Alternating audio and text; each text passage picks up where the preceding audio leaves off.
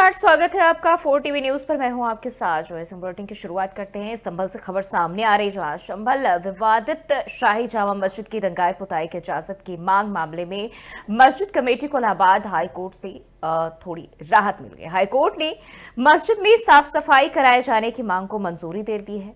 Archaeological survey of India मस्जिद परिसर में साफ सफाई कराया जाएगा। हालांकि कोर्ट ने अभी व्हाइट वॉश यानी कि मस्जिद की रंगाई पुताई, मरम्मत और लाइटिंग को लेकर कोई भी फैसला नहीं सुनाया है। हाई कोर्ट इस मामले में सभी पक्षों को सुनने के बाद मंगलवार 4 मार्च को अपना फैसला सुनाएगा। कोर्ट में आज हुई सुनवाई के दौरान आर्कियोलॉजिकल सर्वे ऑफ इंडिया ने अपनी रिपोर्ट पेश की। एसआई की रिपोर्ट में कहा गया कि मस्जिद में पहले से ही पेंटिंग है और ऐसे में नए सिरे से पेंटिंग कराए जाने की कोई जरूरत नहीं है। ऐसा इस रिपोर्ट पर मस्जिद कमेटी ने कोर्ट में आपत्ति जताई है।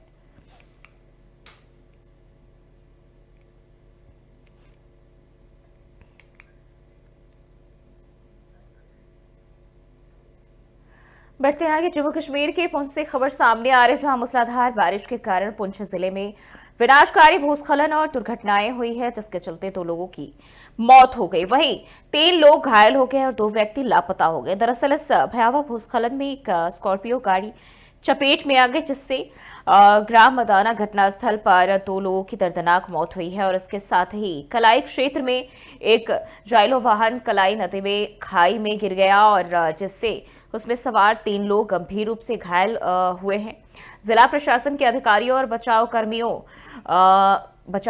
ने जो है तमाम लोग मिलकर आपातकालीन प्रक्रिया टीमों को तुरंत प्रभावित क्षेत्रों में भेज दिया और 2 लापता व्यक्तियों का पता लगाने के लिए एक व्यापक खोज और बचाव अभियान फिलहाल चलाया जा रहा है। जिला प्रशासन प्रभावित परिवारों को सहायता प्रदान करने और इन दुखद घटनाओं के बाद के प्रबंधन के लिए तत्परता से काम कर रहा है।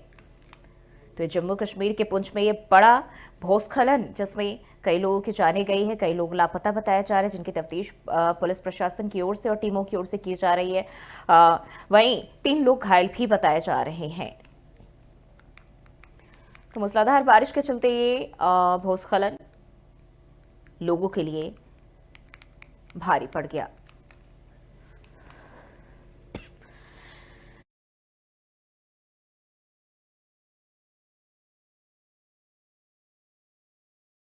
बारिश के चलते पुंछ जिले में विनाशकारी भूस्खलन की जो वारदात है वो सामने आई है। और इसी खबर पर ज्यादा जानकारी के साथ मोहम्मद अमीन हमारे संवाददाता हमारे साथ जुड़ चुके हैं। अमीन, क्या कुछ है ये पूरा मामला? जिस तरीके से देखिए, प्राकृतिक आपदा कहीं ना कहीं लोगों के लिए बहुत ही भारी पड़ गया। जी बिल्कुल, जिस तरह से पूरे जम्मू कश्मीर की तरह पिछले 3 दिन से लगातार अगर पीर पंजाल एरिया की बात की जाए, चाहे वो राजौरी डिस्ट्रिक्ट की बात करें या पुंछ डिस्ट्रिक्ट की बात करें, तो यहाँ पे भी जो काफी बारिश हुई है, बारिशों का सिलसिला जारी रहा। हालांकि जितने भी प्रशासन था उनकी तरफ से तो लोगों को काफी चेतावनी दी गई थी कि वो थोड़ा एहतियात बरते, लेकिन उसके बावजूद जहाँ ट्रैफिक की बात की जाए तो वहां पे लोगों का आना जाना सफर लगा रहता था। तो ये गुज़श्ता शाम जिस तरह से यहाँ पे एक अचानक से एक भूस्खलन होने की वजह से एक जाइलो गाड़ी जहां वो दरिया के बीच में जा गिरी और जिसमें बताया जा रहा है कि वो 5 आदमी जो सवार थे, जिनमें से 3 तो निकल चुके हैं, लेकिन 2 जो अभी भी लापता है। और उसके अलावा एक दूसरी स्कॉर्पियो गाड़ी जिसपे भूस्खलन होने की वजह से उसमें 2 आदमी जो गाड़ी में थे वो दोनों की मौका पर ही मौत होगी, जिसके बाद वहां पे ट्रैफिक पुलिस, एसडीआरएफ की टीम और प्रशासन के जितने भी अधिकारी हैं वो हालांकि पहुंचे और रात से एक पूरा रेस्क्यू ऑपरेशन जारी है। लेकिन अभी तक जो ताजा हमें जानकारी मिली है, जो अभी तक की अपडेट है, उसके हिसाब से एक बुजुर्ग की जो लाश वहां से मिली है और ये भी बताया जा रहा है कि वो जो जाइलो गाड़ी वहां से खाई में गिरी है, उस जाइलो गाड़ी में एक महिला और एक उसका बच्चा था, लेकिन अभी तक उनकी कोई पुष्टि नहीं हुई है, ना तक अभी तक वो मिल पाए। लेकिन अभी के क्या हालात अमीन बताए जा रहे हैं वहां फिलहाल? क्योंकि बड़ी जो है मुश्किल कह सकते हैं दौर है कहीं ना कहीं लोगों के लिए। पुलिस प्रशासन की टीम भले ही जांच पड़ताल कर रही, लेकिन माहौल की बात करें, वहां क्या कुछ नज़ारे अभी देखने को मिल रहे हैं?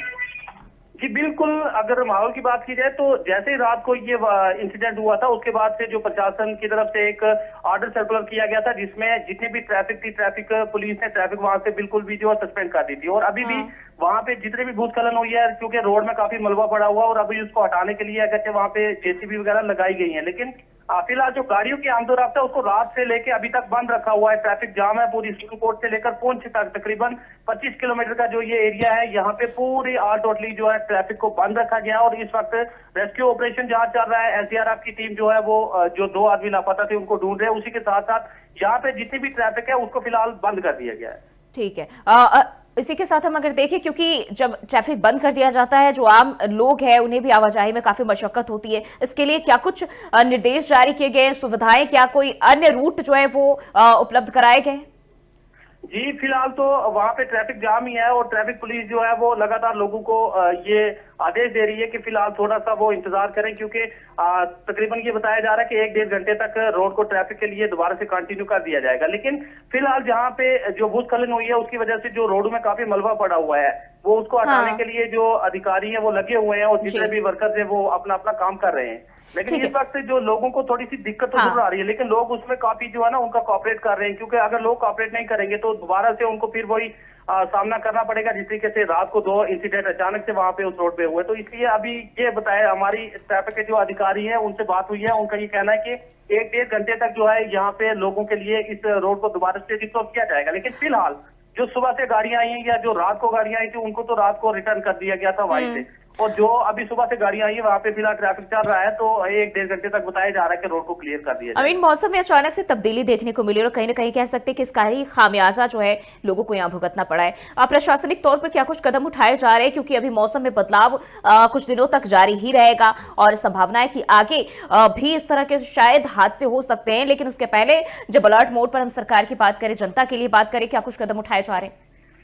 जी बिल्कुल, अगर प्रशासन की बात करें तो उनकी तरफ से जहाँ पे लोगों को 3 दिन पहले भी काफी एडवाइजरी जारी की गई थी, लोगों को मुस्तैद रहने के लिए बताया गया था। तो इसमें कहीं ना कहीं अगर देखा जाए तो जो यहाँ से सफर करते हैं, चाहे किसी को जम्मू जाना पड़े या राजौरी जाना पड़े, तो उनको भी थोड़ी एहतियात बरतने की बहुत जरूरत थी, क्योंकि प्रशासन की ओर से तो पहले ही जिस तरीके से उन्हें दिशा निर्देश दिए गए थे। लेकिन इस दौरान में जहाँ कल की बात की जाए तो कल सबसे ज्यादा जो ये नुकसान हुआ, और यही नुकसान नहीं हुआ बल्कि इर्द गिर्द अगर दूसरे इलाका जात की बात करें वहां पे भी लोगों की अगर रोड कनेक्टिविटी की बात करें वहां पे भी लोगों को काफी नुकसान हुआ है। तो जैसे ही मौसम में अब तब्दीली आई है तो आज दोबारा से जो है, जहाँ पे सबसे पहले तो ये जो इंसिडेंट हुए यहाँ से इस सड़क को साफ करने का काम शुरू किया, क्योंकि लोगों को आवाजाही में कोई दिक्कत और परेशानी ना हो। और इसके अलावा जितने भी प्रशासन के जो लोकल एरिया जाते हैं, वहाँ के जो लोकल तहसीलदार या नायब तहसीलदार है, उनको भी ये जो यहाँ के डीसी है उनकी जानिब से जो ऑर्डर दिया गया है कि वो हर स्पॉट पर पहुंचे, और जहाँ पे भी लोगों को अगर लगता है कहीं उन्हें कोई नुकसान हुआ है तो उनको फौरी तौर जो है जहाँ पे रोड कनेक्टिविटी जो है डिस्कनेक्ट हुई है उसको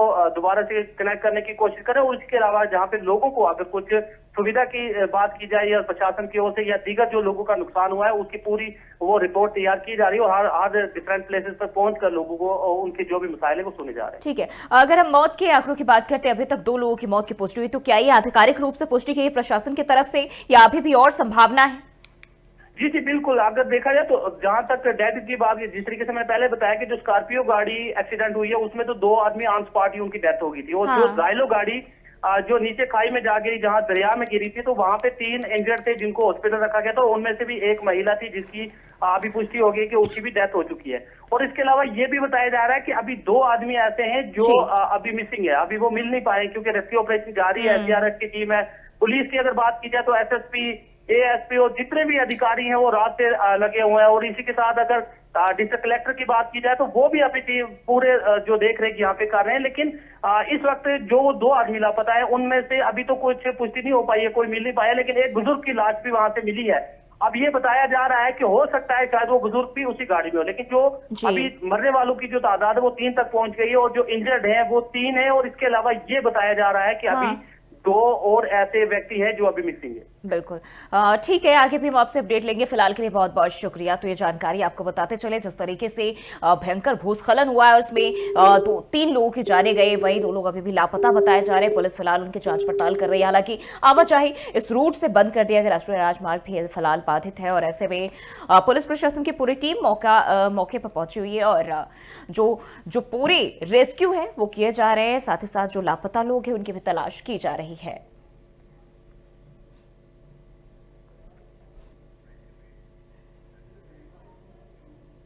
बढ़ते आगे, नोएडा से खबर सामने आ रही। नोएडा सेक्टर 63 पुलिस ने 15 युवकों को गिरफ्तार किया है। सार्वजनिक जगहों पर जुआ खेलते हुए गिरफ्तार किया गया है। मुखबिर और लोकल इंटेलिजेंस की सूचना पर यह गिरफ्तारी हुई है। आपको बताते चले, नोएडा के सेक्टर 63 से ये जानकारी सामने आ रही है। मुखबिर और लोकल इंटेलिजेंस की सूचना पर यह गिरफ्तारी की गई है। 15 युवकों को गिरफ्तार किया गया है। पुलिस ने इनके पास से 9,650 रुपए बरामद किए हैं। तो ये जानकारी आपको बताते चले, नोएडा से खबर सामने आ रही है, जहां पुलिस को जो है कई अवैध चीजें भी उनके पास से बरामद की गई है। इसके साथ साथ देखिए तो नकदी भी बरामद किए हैं। और आपको बता दें, 15 युवक जो सार्वजनिक जगहों पर युवा जो है ये जुआ खेल रहे थे, उन तमाम लोगों को पुलिस ने हिरासत में लिया है।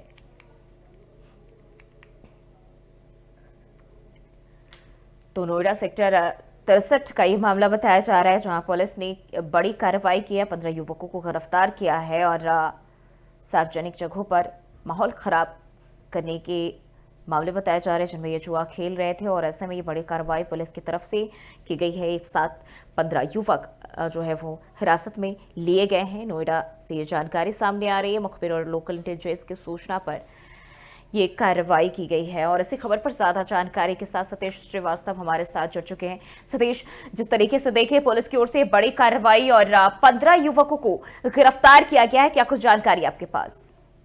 जी बिल्कुल जी, बता दें कि नोएडा सेक्टर पुलिस को बड़ी कामयाबी हासिल है। पुलिस के द्वारा, नोएडा पुलिस के द्वारा चलाए जा रहे अभियान के तहत जो 15 युवकों को गिरफ्तार किया गया है। हालांकि इस समय सार्वजनिक जगहों पर लगातार जो है पुलिस जो है लगातार अभियान चला रही है, तो उसको देखते हुए 15 युवकों को गिरफ्तार किया गया है। इसमें जो है 15 लोग की जो पहचान जो हुई है अनेक नामों की हुई है। ये सार्वजनिक जगहों पर जो है लगातार जुआ खेलते नजर आ रहे थे। लेकिन जो पुलिस को जो सफलता जब हासिल हुई, जब लोकल पुलिस और लोकल इंटेलिजेंस टीम के द्वारा मुखबर की सूचना पर जब दबिश दी गई, तो वहाँ पे 15 लोगों को रंगे हाथों वहां से गिरफ्तार करा गया। हालांकि पुलिस जो है जांच पड़ताल में जुटी हुई है। इन जुआरियों के पास से 9,650 रुपए और कुछ ताश की गड्डियां बरामद की हुई। किन किन जगहों से इन्हें हिरासत में लिया गया है? साथ ही क्या अभी आगे और भी ऐसे युवकों के हिरासत में लिया जाने की संभावना बताई जा रही है, या फिर अभी इतने पर ही पुलिस रुकी हुई है फिलहाल? जी बिल्कुल जी, बता दें क्योंकि जो है नोएडा पुलिस के द्वारा जो है लगातार अभियान चलाया जाता रहता है। जहाँ पे मॉडल शॉप है, वाइन शॉप है, वहाँ भी अभियान चलाया जाता है, क्योंकि सार्वजनिक जगहों पर जो है पुलिस के द्वारा लगातार रोकथाम लगाई जा रही है। लेकिन वहीं जो है कहीं ना कहीं लापरवाही भी देखी जा रही है। तो इसलिए जो है ये 15 दिनों से अभियान चलाया गया। अभी ये नहीं कहा जाता कितने देर अभियान चलेगा, लेकिन हाँ, हालांकि नोएडा पुलिस जो है लगातार इस अभियान के तहत जो है लगातार लोगों की गिरफ्तारी कर रही है। और भी जगहों पर अभी भी छानबीन हो सकती है। ठीक है, यानी कि लगातार पुलिस की ओर से कार्रवाई की जा रही है और तमाम जो ऐसे लोग इसमें संलिप्त हैं उन पर एक्शन लेने की कोशिश की जा रही है। बहुत बहुत शुक्रिया सतीश तमाम जानकारी के लिए। तो नोएडा सेक्टर 63 का यह मामला, जहां 15 युवकों को एक साथ गिरफ्तार किया गया, पुलिस की ओर से बड़ी कार्रवाई।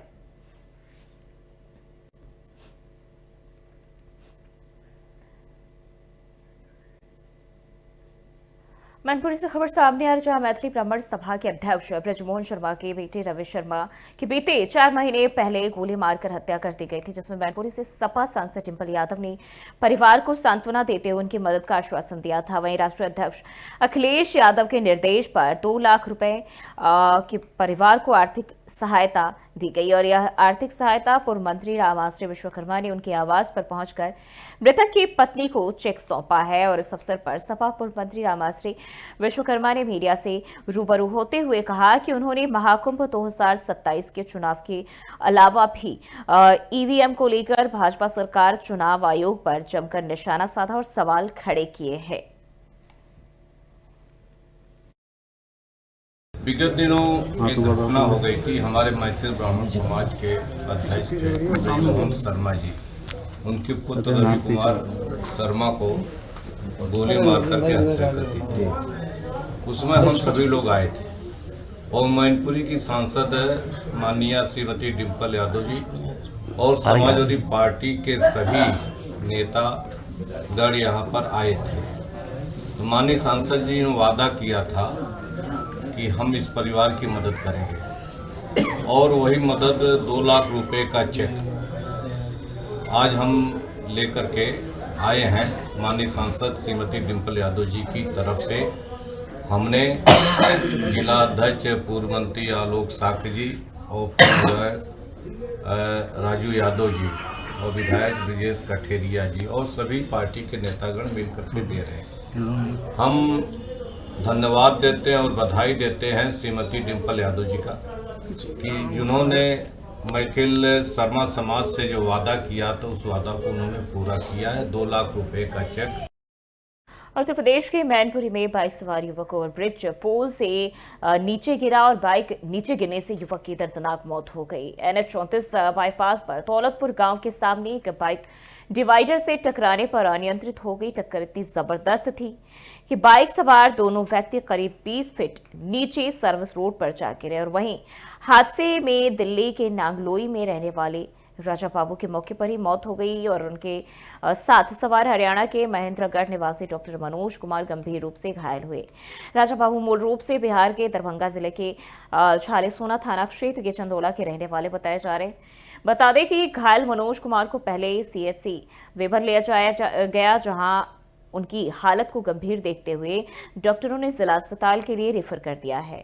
पुलिस ने मौके पर पहुंचकर बाइक को अपने कब्जे में ले लिया और मामले की जांच शुरू कर दी है। तो 20 फीट नीचे बाइक गिरा जिसमें एक युवक की मौत हुई, वहीं दूसरा घायल बताया जा रहा है। तो ये जानकारी आपको बता दें,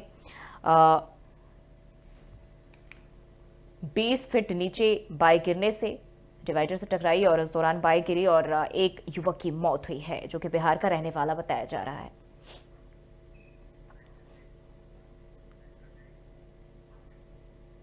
रुक करते अगली खबर की ओर। गोरखपुर जिले के झंगहा थाना क्षेत्र के मोतीराम अड्डा के कोईरान टोला में एक युवक ने शुक्रवार की सुबह 3 बजे अपने घर के 3 बुजुर्गों की फावड़े से काटकर हत्या कर दी।